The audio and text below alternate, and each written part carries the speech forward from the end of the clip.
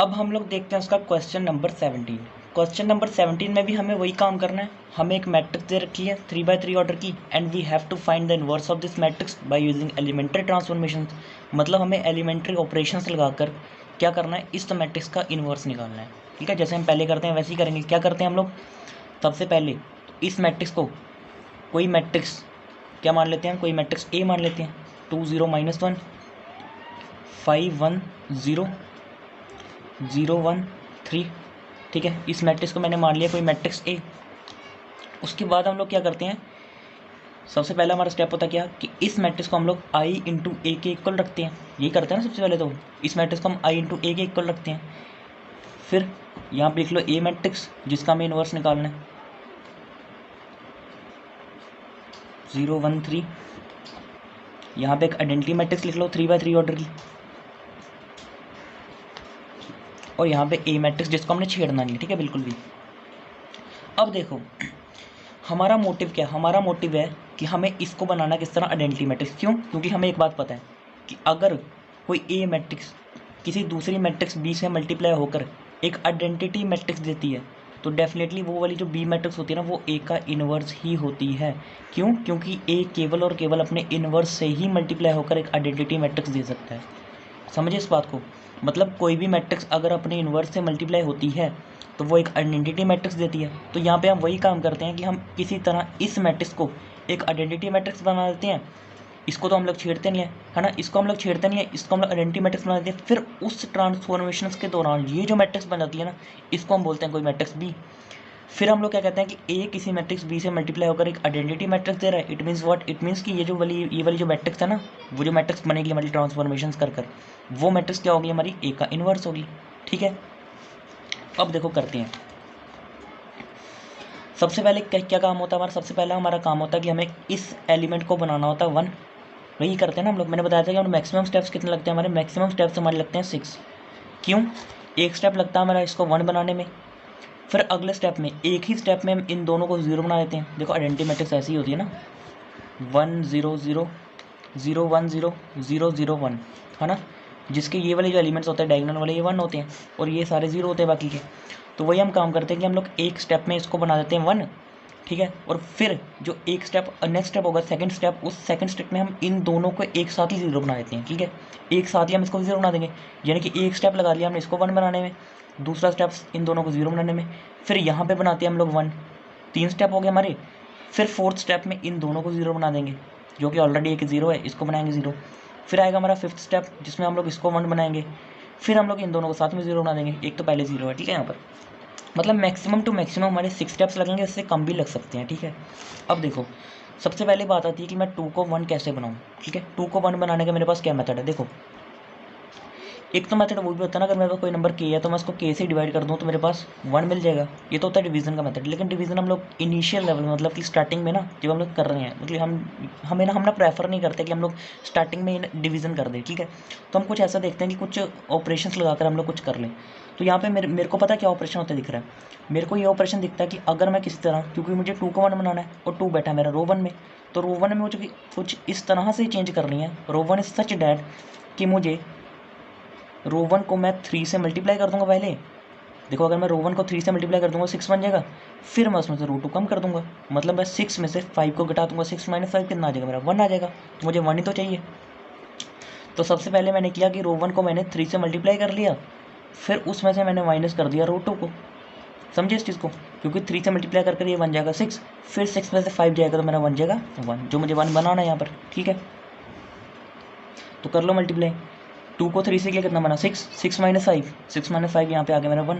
वही चीज़ यहाँ पर भी 3 से, क्योंकि ये भी तो रो 1 में बैठा है। देखो ना रो 1 में तो ये तीनों एलिमेंट है ना, तो तीनों को 3 से मल्टीप्लाई करना पड़ेगा पहले, फिर उसमें से दूसरी रो को करना पड़ेगा सब्ट्रैक्ट, और अपने अपने कॉरस्पॉन्डिंग देखने हैं। जैसे 2 का कॉरस्पॉन्डिंग कौन था रो 2 में 5, 0 का कॉरस्पॉन्डिंग कौन है रो 2 में 1, -1 का कॉरस्पॉन्डिंग कौन है रो 2 में 0। ठीक है, ऐसा नहीं है कि ऐसे यहाँ वहाँ देख रहे हैं, कि कॉरस्पॉन्डिंग देखने हैं उनके सिर्फ। अब देखो, अब इसको भी 3 से मल्टीप्लाई करो क्योंकि ये भी रो 1 में, फिर उसमें से 1 को माइनस कर दो। तो अगर मैं 3 को 0 से मल्टीप्लाई करूँगा और -1 करूँगा तो क्या आ जाएगा, 0 3 से 0, 0 - 1 मेरा माइनस का 1। तो यहाँ पे मेरा आ गया कितना, यहाँ पे मेरा आ गया माइनस का 1। फिर यहाँ पर भी वही काम करना पड़ेगा मेरे को। यहाँ पे क्रॉस वर्क ले कर लेता हूँ। ठीक है, यहाँ पर मेरे को वही काम करना पड़ेगा। क्या -1 को पहले मल्टीप्लाई करूँगा 3 से, फिर उसमें से माइनस कर दूंगा 0 को, क्योंकि उसके कॉरस्पॉन्डिंग रो 2 में कौन है 0। कितना आ जाएगा मेरा -3 -0, ये मेरा आ जाएगा -3, तो यहाँ पे लिख लिया -3। अब बाकी तो आपको एज इट इज़ लिखना है, क्यों, क्योंकि ऑपरेशन सिर्फ और सिर्फ हमारा रो 1 में लगा था, बाकी को तो हमने छेड़ना नहीं है, ठीक है, बिल्कुल भी 0 1 3। अब मैंने पहले ही बता रखा है कि जो भी हम ऑपरेशन इस मैट्रिक्स पर लगाएंगे ना, उसका साइमल्टेनियसली उतना ही ऑपरेशन हमारा इस मैट्रिक्स पर भी लगेगा। मतलब अगर हमने इसमें R1 को 3 से मल्टीप्लाई करके फिर रो 2 को कम किया, यहाँ पर भी हमें वही काम करना पड़ेगा, क्योंकि ये ऑपरेशन इन दोनों ही मैट्रिसेस के लिए वैलिड होता है भाई, तभी तो ये चेंज होगी। अगर इसको हम ऐसे चलाते रहेंगे, ये चलो आई बन गई, ये कुछ बनी नहीं, ये तो ऐसी रहेगी ना। यहाँ पे ट्रांसफॉर्मेशन यहाँ भी लगता है, तभी तो चेंज होकर ये कोई मैट्रिक्स बी बनेगी, और तब हम बोलेंगे कि वो बी मैट्रिक्स ए का इन्वर्स है। समझ रहे हो इस चीज़ को, है ना। अब देखो इसमें वही काम करना, पहले 1 को करेंगे 3 से मल्टीप्लाई, 3 को 1 से मल्टीप्लाई करेंगे कितना आएगा 3, 3 - 0 3 रह गया मेरा। फिर 0 को 3 से किया 0 ही आ गया, 0 - 1 मेरा माइनस का 1। फिर 3 0 था 0, 0 - 0 0 ही रह गया, बाकी तो छेड़ना नहीं है हमने, 0 0 1, ठीक है। और यहाँ पे आ गई मेरी ए को तो हम लोग छेड़ते नहीं, वैसे ही चलाते हैं ना। अब ठीक है, एक स्टेप में मैंने इसको 1 बना दिया, अब एक स्टेप में इन दोनों को 0 बनाऊंगा, जो कि इसको बनाने की मेरे को ज़रूरत नहीं है, इसको ही मेरे को 0 बनाना है, ठीक है। अब 5 0 कैसे बनेगा, कोई भी नंबर 0 कैसे बनता है, मेरे पास कोई नंबर के है, उसको मुझे 0 बनाना, कैसे बनाऊंगा, उसमें से मुझे के को ही माइनस करना पड़ेगा, तभी तो 0 बनेगा। जैसे 4 को 0 कैसे बनाना है, 4 को 0 बनाने के लिए मेरे को 4 माइनस करना पड़ेगा उसमें से। तो वही मैं देख रहा हूँ कि अगर मुझे 5 को 0 बनाना है, इट मीन्स कि मुझे उसमें से 5 को माइनस करना पड़ेगा। 5 मुझे दिख नहीं रहा इसके कॉरस्पॉन्डिंग में, इसके कॉरस्पॉन्डिंग में या तो रो 3 में 0 बैठा है, या फिर रो 1 में बैठा है मेरा 1।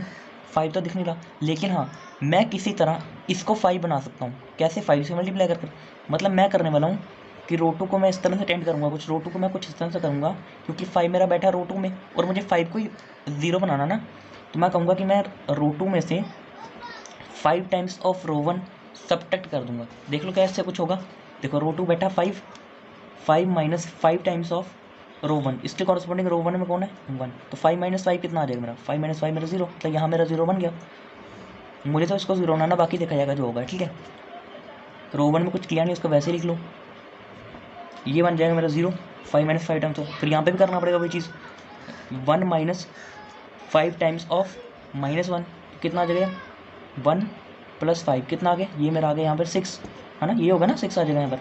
फिर यहाँ पे भी करना पड़ेगा मेरे को, क्या 0 - 5 times of 3, minus minus plus हो जाएगा, 5 टाइम्स ऑफ 3 मेरा आ जाएगा कितना, ये मेरा आ जाएगा 15, ठीक है। बाकी 0 1 3, ओके। अब इसको देखो, जो यहाँ किया वो यहाँ भी करना पड़ेगा, पहले तो रो 1 को वैसे लिख लो, रो 3 को भी लिख लो, क्योंकि इनमें कोई ऑपरेशन लगाया नहीं हमने, और यहाँ पे ये। अब रो 3 में जो रो 2 में जो हमने ऑपरेशन यहाँ लगाया ना, वही यहाँ पे लगा दो।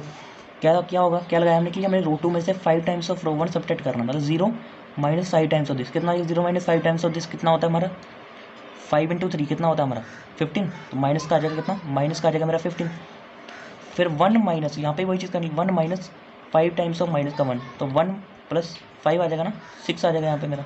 फिर यहाँ पे वही चीज़ 0 - 5 टाइम्स होगी, तो ये तो मेरा 0 ही बन गया, ठीक है। अब नेक्स्ट स्टेप क्या होना है हमारा, नेक्स्ट स्टेप हमारा ये होना है कि हम किसी तरह अब इस वाले एलिमेंट को 1 बनाएं। ये होता है ना, पहले इसको 1 बनाते हैं, फिर हम इन दोनों को 0 बनाते हैं, फिर अगर हमारा नेक्स्ट स्टेप होता है कि हम इसको 1 बनाएंगे, है ना। अब हमें बनाना है इसको 1, एक तो आगे डिवीजन का मेथड कि 6 को 6 से डिवाइड कर दो 1 बन जाएगा, लेकिन उससे होगा क्या, उससे फ्रैक्शंस क्रिएट हो जाएंगी। 15 भी तो रो 2 में बैठा है, ये भी 6 से डिवाइड हो जाएगा, फिर थोड़ी कैलकुलेशन थोड़ी सी मतलब हार्ड हो जाएगी थोड़ी कैलकुलेशन।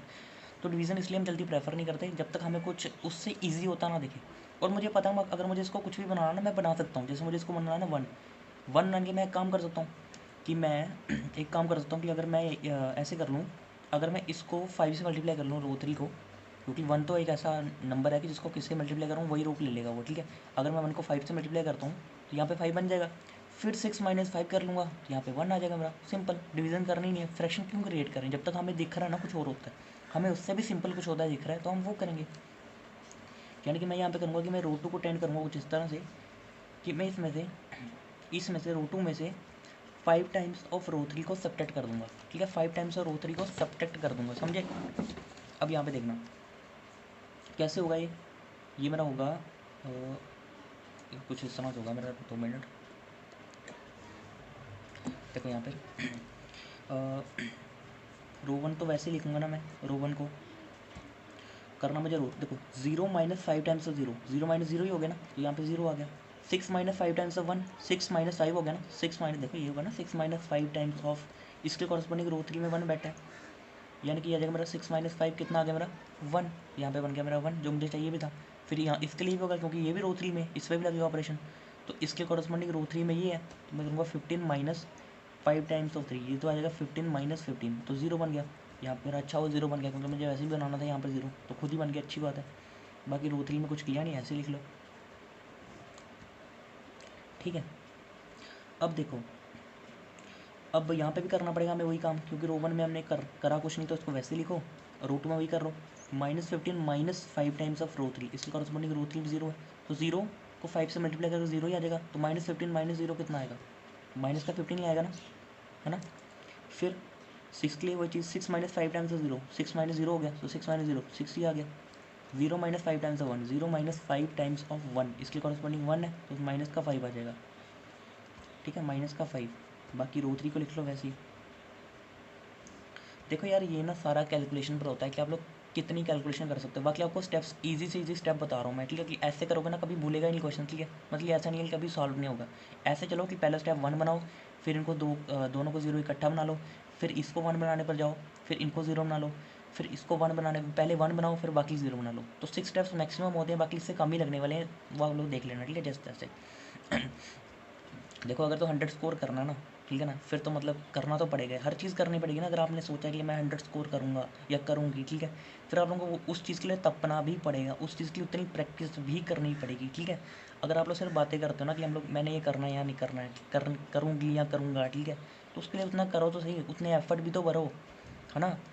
वो कहते हैं ना सिर्फ सोच लेने से नहीं मिला करते ख्वाहिशों के महल, चलना भी पड़ता है मंजिल को पाने के लिए। तो यार चलना तो पड़ेगा ही, ठीक है, प्रैक्टिस तो करनी पड़ेगी। अगर उस मंजिल तक आप अपनी डेस्टिनेशन तक पहुंचना चाहते हो ना, उस 100 स्कोर तक, या आप लोग 95 से अबव स्कोर करना चाहते हो, तो आपको वो चीज़ करनी पड़ेगी, ठीक है, प्रैक्टिस करनी पड़ेगी आप लोग को डेली बेसिस पर।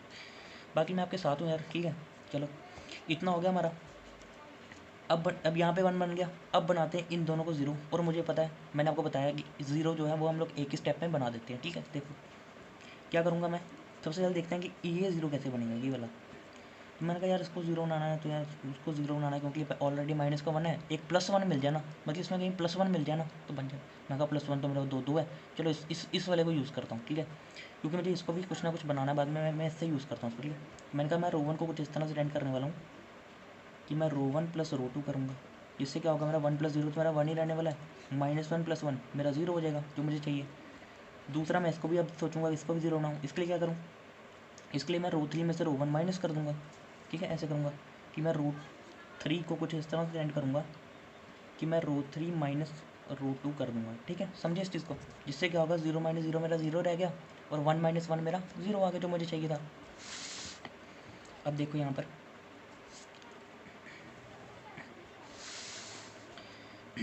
अच्छा R1 में हमने ऑपरेशन लगाया, देखो R1 + R2, 1 + 0 1, यहाँ से -1 + 1 कितना आ जाएगा मेरा, ये मेरा बन जाएगा 0।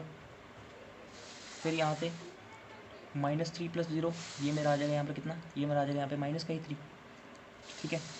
बाकी रो 2 में हमने कोई ऑपरेशन लगाया तो 0 1 0 ऐसे लिख लो, 0 1 0 लिख लिया। रो 3 में ऑपरेशन लगाया कि हमने रो 3 माइनस रो 2 किया, 0 - 0 0 1 - 1 0 हो जाएगा, यहाँ पे भी 0, यहाँ पे भी 0 हो जाएगा, और 3 - 0 3 ही रहने वाला है, यानी कि आ जाएगा हमारा 0 0 3, ठीक है। अब यहाँ पे जितना ऑपरेशन हमने यहाँ पे लगाया उतना ही ऑपरेशन हमें यहाँ पे भी लगाना पड़ेगा, मतलब इसके भी रो 1 + रो 2 यहाँ पे भी वैलिड है, तो कर लो दोनों को ऐड। 3 - 15 ये आ जाएगा मेरा -12। इतनी कैलकुलेशन तो आती है ना आप लोगों को, हाँ बच्चे थोड़ी हो, ठीक है। अगर मैं नहीं भी कर रहा हूँ तो वो तो कर लोगे ना इतना, ठीक है। चलो देखो फिर यहाँ पे भी करो -1 + क्योंकि रो 1 + रो 2 करना है, तो इसके कॉरस्पॉन्डिंग रो 2 में कौन है -1 के, -1 + 6 आ जाएगा मेरा कितना 5, ठीक है। फिर 0 - 5 कितना आ जाएगा मेरा, -5, ठीक है। और रो 2 में कोई ऑपरेशन लगाया नहीं हमने क्योंकि रो 3 में लगाया, तो रो 2 को वैसे लिख लो, -15 6 और -5, -15 6 और -5, ठीक है। फिर लगा लो रो 3 में क्या करना, रो 3 माइनस रो 1, रो 3 माइनस रो 2 सॉरी, तो 0 माइनस -15, 0 माइनस -15, तो माइनस माइनस प्लस होगा, ये आ गया प्लस का 15। फिर 0 - 6 आ गया मेरा -6, 1 माइनस माइनस का 5, तो 1 प्लस 5 हो गया, कितना आ गया मेरा, ये आ गया मेरा 6। ओके, अब यहाँ पे देखो इतना हो गया। अब मैं बनाता हूँ इसको 1, देखो यहाँ पे 1 बन गया, यहाँ पे 0 बन गया। अब बारी है इस वाले कॉलम की। अब इसमें सबसे पहले स्टेप वही होता है हमारा कि पहले हम 1 बनाते हैं, यहाँ पे बनाते हैं इसको 1। ठीक है, देखो ये 1 कैसे बनेगा। अब यहाँ पे मैं डिवीजन कर सकता हूँ, क्योंकि मुझे पता है डिवीजन करने थे ना, फ्रैक्शंस मेरे क्रिएट नहीं होने। बाकी आप लोग देख लो 0, मुझे नहीं दिख रहा कि इसको 1 बनाने का ना कोई डिवीजन से ईजी रूल कोई है। ठीक है, कोई डिवीजन तो सिंपली हो जाएगा, 3 से 3 को डिवाइड कर दूंगा, ये भी डिवाइड करके 0 रहने वाला है, ये भी 0 रहने वाला है। मतलब ना तो फ्रैक्शंस क्रिएट होगी कोई, और मेरा काम भी हो जाएगा। तो मैं वही करता हूँ अब। ठीक है, बाकी आप लोग, अगर आप लोगों को लग रहा है कुछ प्लस माइनस कुछ हो सकता है तो आप लोग करो, मुझे नहीं लग रहा। ठीक है, तो मैं R3 को करूँगा क्या, 1/3 टाइम्स ऑफ R3। तो देख लो, रो 1 को छेड़ा नहीं, रो 2 भी वैसे लिखनी है। इसको कर लो 0/3 0, 0/3 0, 3/3 1, जो कि मुझे चाहिए था। ठीक है, साइमल्टेनियसली उतना ही चेंज यहाँ पे भी कर लो, रो 1 को वैसे ही और रो 2 को वैसे ही, और यहाँ पे कर लो 15/3 5 माइनस 6/3 माइनस का 2 और 6/3 2, और यहाँ पे ए। अब ये तो बन गया 1, ये ऑलरेडी 0 है। अब इसको बनाते हैं 0। ये 0 कैसे बनेगा, 0 0, इसको 0 बनाने के लिए मेरे को क्या करना पड़ेगा, इसमें 3 को ऐड करना पड़ेगा, क्योंकि ये माइनस का 3 है। तो माइनस 3 में जब मैं 3 को ऐड करूँगा तो वो 0 बन जाएगा। अब मैं 3 लाऊँ कहाँ से, देखो ना 1 बैठा हुआ है। 1 देखते ना, मतलब एक खुशी से होती है यार 1 बैठा है। ठीक है, क्योंकि 1 को किससे मल्टीप्लाई करूँगा वही बन जाएगा। तो मैं वही काम करने वाला हूँ कि मैं R1 को कुछ इस तरह से टेंड करूँगा। R1 में मेरा बैठा माइनस का 3, R1 को मैं कुछ इस तरह से टेंड करूँगा कि मैं R1 में ऐड कर दूँगा 3 टाइम्स ऑफ R3। देखो वही होगा ना, -3 + 3, -3 + 3 हो जाएगा ना, जब 3 को 1 से मल्टीप्लाई करूँगा। देखो R3 को मल्टीप्लाई करना है 3 से, और -3 के कॉरस्पॉन्डिंग R3 में बैठा 1, तो 1 को 3 से लिया तो 3 बन गया, -3 + 3 0। कर लो 1 0, ये बन गया मेरा 0। बाकी तो छेड़ना नहीं हमने किसी और को। ठीक है, अच्छा यहाँ पे भी करना पड़ेगा हमें, -12 + 3 टाइम्स ऑफ R3। ये 3 टाइम्स ऑफ 5 कितना आ जाएगा 15, तो 15 - 12 3। तो यहाँ पे बन गया मेरा कितना, यहाँ पे आ गया मेरा 3। फिर 5 माइनस, क्योंकि प्लस माइनस माइनस हो जाएगा ना, तो 5 माइनस कितना, 3 टाइम्स ऑफ 2 है ना, तो ये आ जाएगा कितना 6। तो ये बन गया मेरा माइनस का 1। फिर यहाँ पे करके देख लो इसको, 5 माइनस का 5 + 3 टाइम्स है, माइनस का 5 + 6 1 आ जाएगा ना। बाकी तो हमने छेड़ना नहीं है। ठीक है, इस चीज़ को